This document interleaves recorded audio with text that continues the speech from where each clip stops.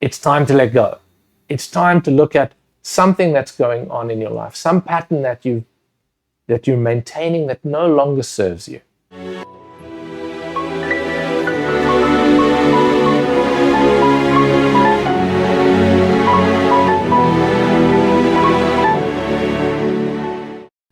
Today, we're diving into one of the most liberating and transformative skills you can ever develop, the art of letting go.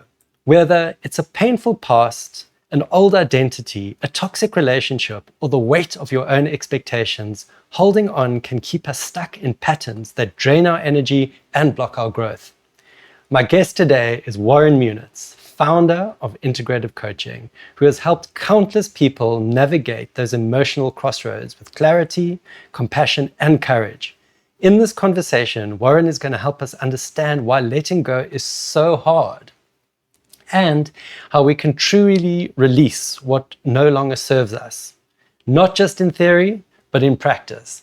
Come on, let's get started. Warren, why is letting go so difficult for most of us?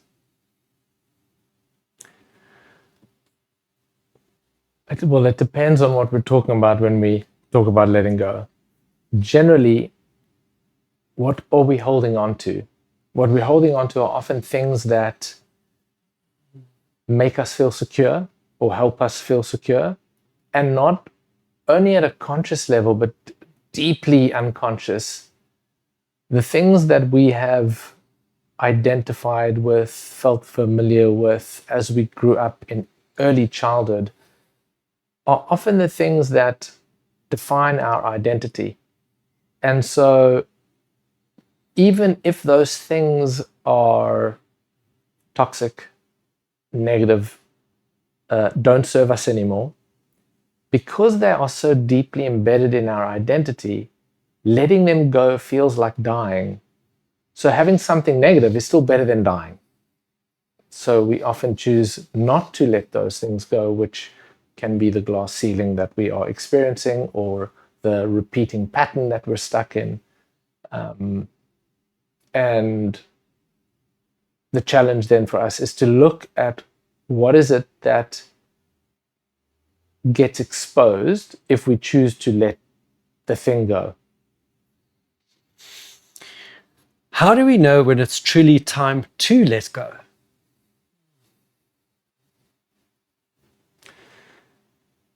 I think the repeating pattern is often a good one. So if you notice yourself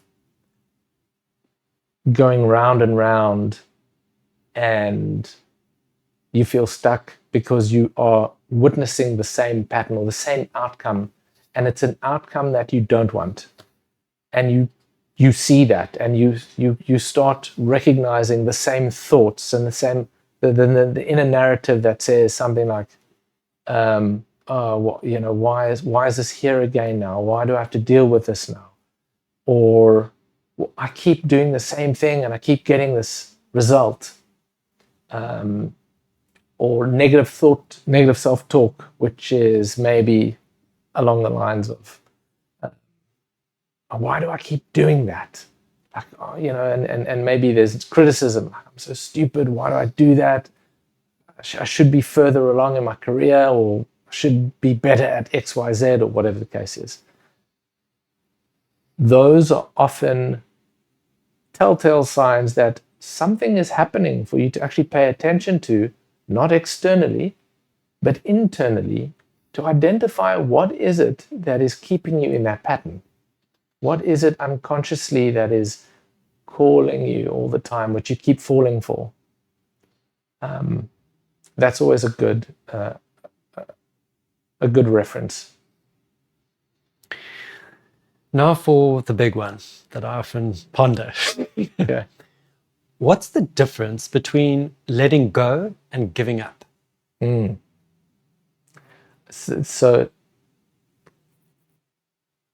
I think that's the biggest challenge for most people, to recognize the difference. And often it's very difficult to distinguish, because in the beginning there is a sense that letting go is giving up. It's almost like these two things are conflated. They're the same thing to me. But the difference in letting go is that there is a conscious choice to be in that space of the experience, and it's quite an empowering experience because you are now facing the underlying emotion, the underlying belief, or the underlying or the situation as you let go, and you're doing that with presence, power. There's a strength in doing that. Giving up is sometimes the same experience, except now you've switched on the narrative of the victim. And so you go now you're actually in your head. You're not really facing the experience. You're in a strategy of denying the experience by being in this victim mentality, which is, oh, why is this always happening to me? And so you don't actually break into the deeper dimension of consciousness when you surrender.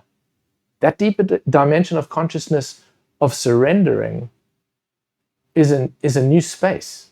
It's an expanded version of you, where the giving up part is where that space, the opportunity is there, except to not go in, to avoid exploring that space. You maintain the narrative of the victim, and that keeps you stuck. So the experience actually that's emerging opportunistically is the same, or potentially is the same. But how we go beyond that then changes. Surrender to giving up. How can holding on affect our mental and physical health? So more maybe along the lines of explain stress, tension, and energy drain sort of linked to unresolved attachments.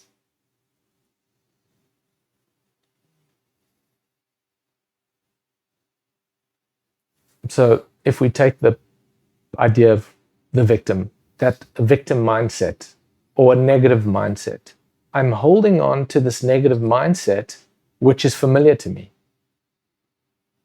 Maybe I'm aware that it's negative, but I don't know what to do about it.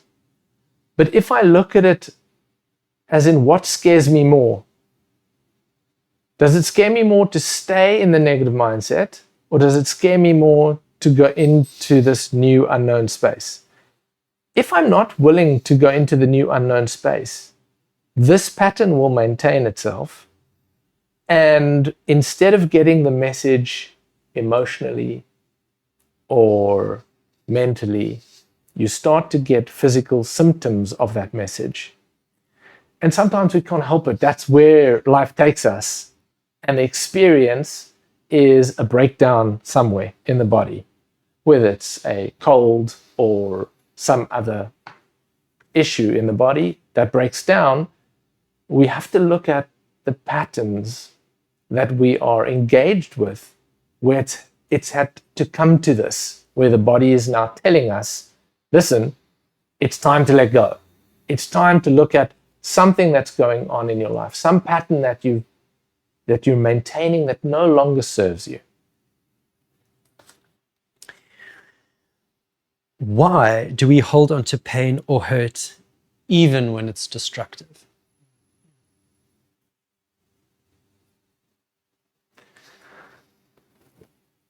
We hold on to that pain or hurt because sometimes that is how we define who we are. And because that's all we know, we stay there. So sometimes that pain and hurt can give us a sense of self.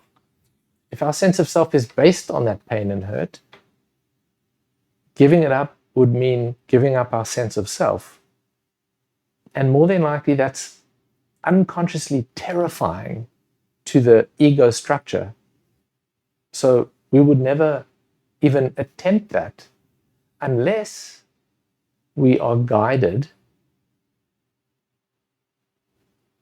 and taught that there's an opportunity there that is in the unknown that you haven't learned about yet.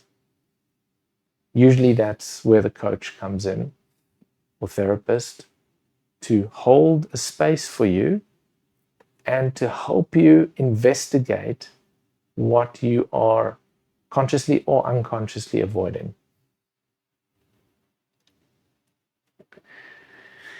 If you're finding value in today's conversation, tap that like button. It really helps us reach more people who really need these insights. And don't forget to subscribe so you'll be the first to know when we go live and share new tools for your growth. Share your biggest takeaways in the comments. We'd love to hear from you.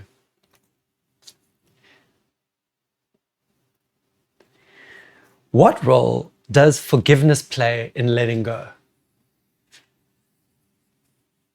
So let's start with forgiving yourself, really. So if we are going to let go, we are going to come into contact with experiences that have been suppressed, emotions, beliefs, memories even, that are going to be quite painful. And so when we think about that, how does that dynamic happen internally? It can feel like we're hurting ourselves, and we have to have forgiveness. We have to forgive ourselves. We have to have compassion for ourselves, because that type of hurt that's going to come up needs to be processed. It needs to come through. So the hurt there is not intentional. It's not malicious. It's actually for our own good. It's for our own benefit. And so having a mind that is open and forgiving and compassionate allows us to move through these experiences with grace.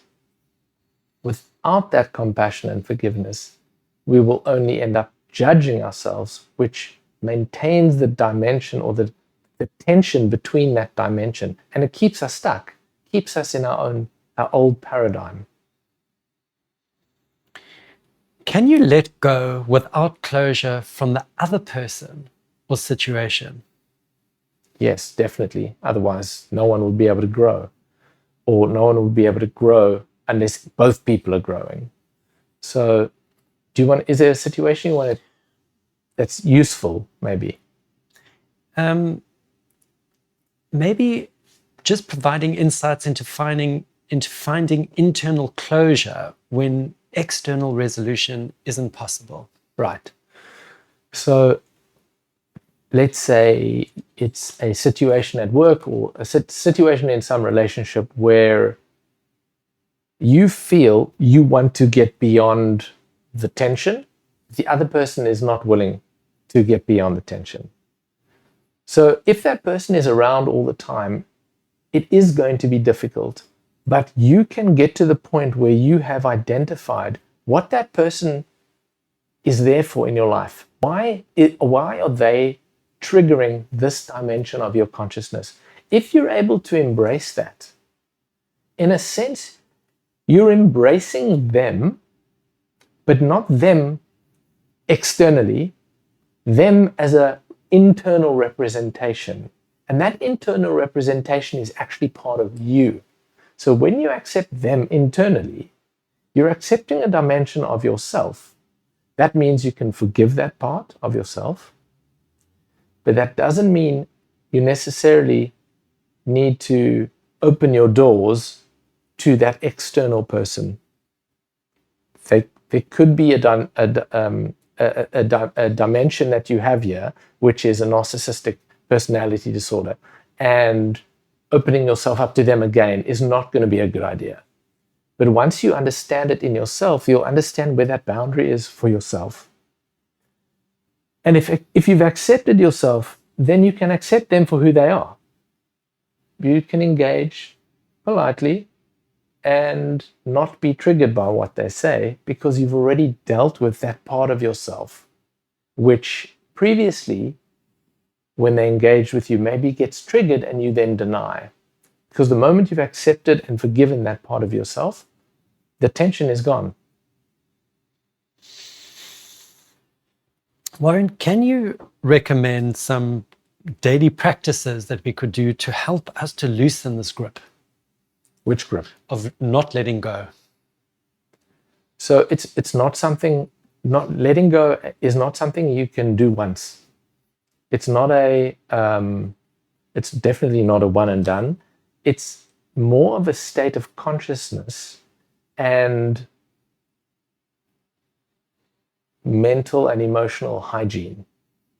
So like brushing your teeth every day, drinking water every day, getting enough sleep every day, learning to let go every day. This is a good practice to get into. And you can start with things that are small, that are niggles, things that don't trigger you to the point of total overreaction, but things that maybe irk you a little bit, things that irritate you a little bit. Start with those things. Identify them quickly. Start immediately. Check in with yourself. Instead of pushing those things a little bit away under the surface, because it's easier to do that, that leads to that bigger trigger. So if you're practicing a little bit every day where someone's late to your meeting, you're stuck in traffic, you read something in the news, as much as you can, catch what you're feeling, recognize it as a part of yourself, and see if you can hold it with compassion. Recognize if you can see the trigger itself. What triggered that? Maybe you wake up and there's a feeling there, and you don't even know how it got there. Catch it. Feel it. Are you aware of what brought this on? Or can you identify what it is? Maybe it is something that you know that's coming up later in the day. Or maybe it is something that someone said to you. As long as you can catch it and practice catching that and practice becoming aware of what you're feeling, that is probably the most consistent practice you can do every day to learn to let go. Could you talk a little bit more about the connection between letting go and personal freedom? You know, how release can open space for new opportunities and experiences.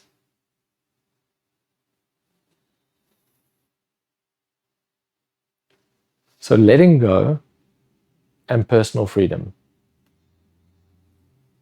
The one is the outcome of the other.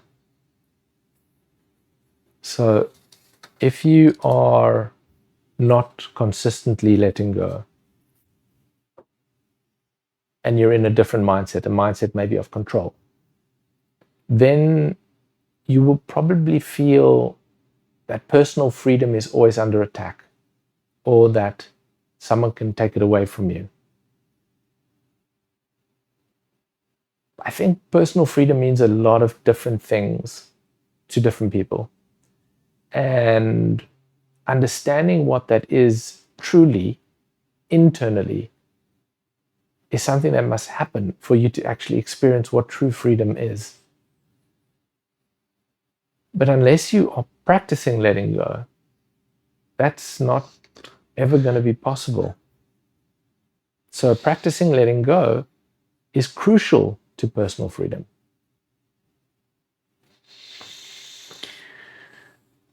How can someone rebuild after letting go of something central to their life?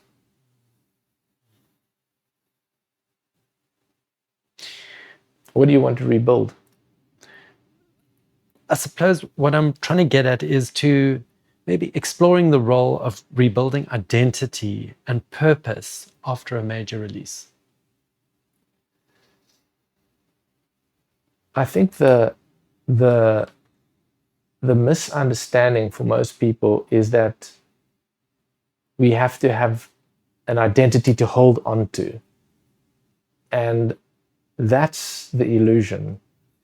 So if we take, for example, when we let go, what happens? Often there's an experience of, if I let go now, then there's the unknown, or then there's emptiness. And then what do we hold on to? What we're experiencing there in that moment is the initial stages of becoming aware that awareness itself is really the true identity and not the identity that we have created called the ego. If we look at the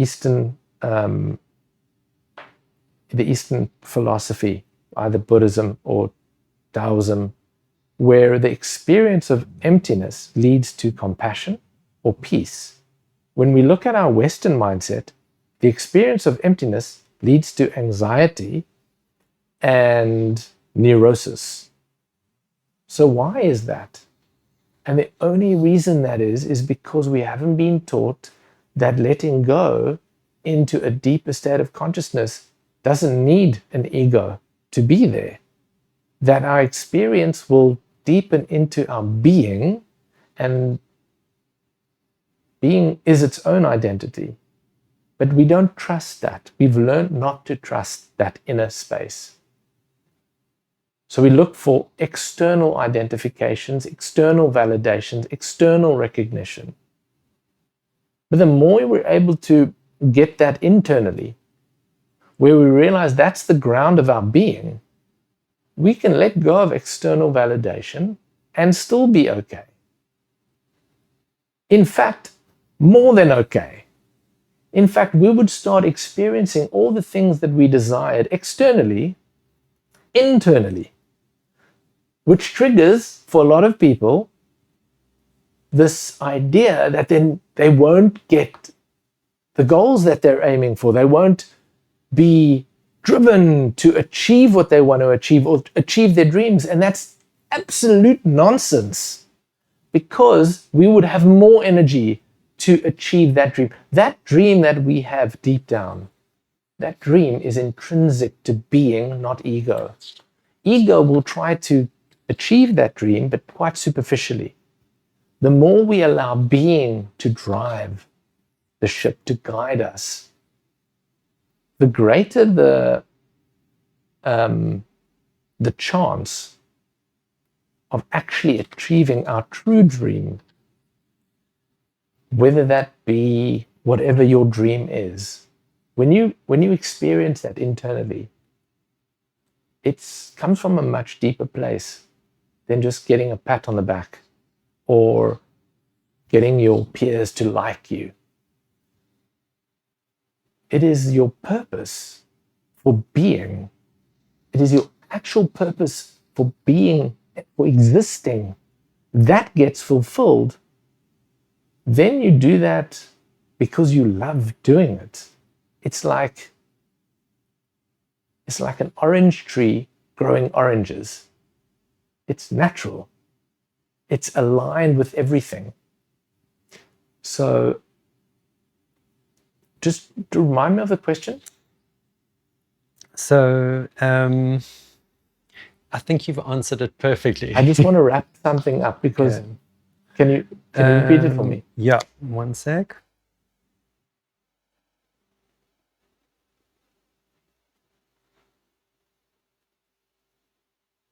Can I come back to that? Sure. Sorry. Okay. So the more we're able to let go, we don't have to rebuild anything. So to interrupt, Warren, the question was, how can someone rebuild after letting go of something central to their life? So you don't have to rebuild. You have to trust.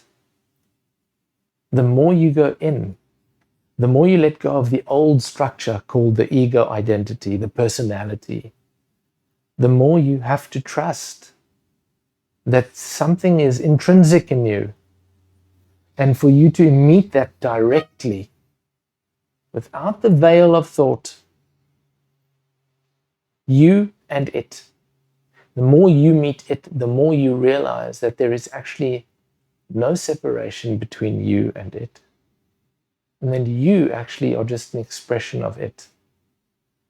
And then you can trust that to be the foundation. That is what Carl Jung called the indestructible foundation. where the patient or client meets that part of themselves when everything is broken, where they cannot support themselves and they experience that inner support. But to get to that place, we need to learn we need to have a philosophy of life that actually supports that, so that we can take that leap from baby steps into the infinite of our being. Warren, fascinating. Can I ask you one more question today? But before that, if you're enjoying this content, please don't forget to like, subscribe, Yes. and Please. share this content with people that will really benefit from it. So my final question today is, how do you handle the fear of what comes next, after you let go? So perhaps you could offer a perspective on moving into the unknown with trust and openness. So look at how the question is phrased. Because when we phrase that question, there is this very clever way that the mind will phrase it for you. But what comes next? Which is actually the reaction to fear. You're not trusting in that moment. But what comes next? You're not trusting in that moment. Trust means to let go and allow, and to trust that what is next will come to you when it's needed. And if nothing comes, then do what is happening today. Just be in the moment. The mind will want to trick you because that's its nature. Its function is to create a false sense of self so that it can stabilize when awareness is born into the body. But at some point in life, usually midway, sometimes a bit before that for some people, but usually midway, we start to experience the limitation of that first structure. And we have to start to question, is its narrative truly in our best interest? Truly. Is its narrative and its beliefs and its constant judgment and criticism actually the truth? Or is it a false narrative which at the time served its purpose, but is now past the sell-by date, which means you need to let that go.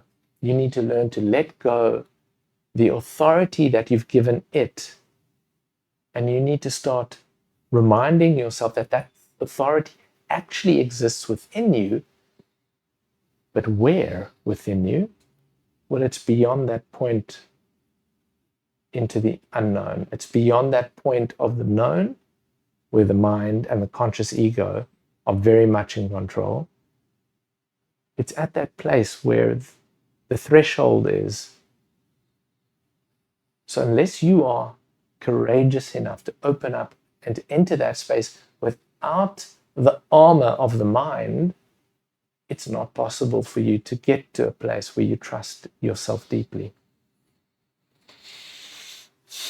Letting go isn't just about releasing the past. It's about creating space for the life you truly want to live. Warren, thank you for sharing such deep wisdom and practical tools with us today. If you've been holding on to something that no longer serves you, maybe this is your moment to start setting yourself free. You can discover more about Warren's work and how he can support your journey by visiting integrativecoaching.co.za. Your next chapter is waiting. The question is, are you ready to step into it? Exactly. And we'll see you next time.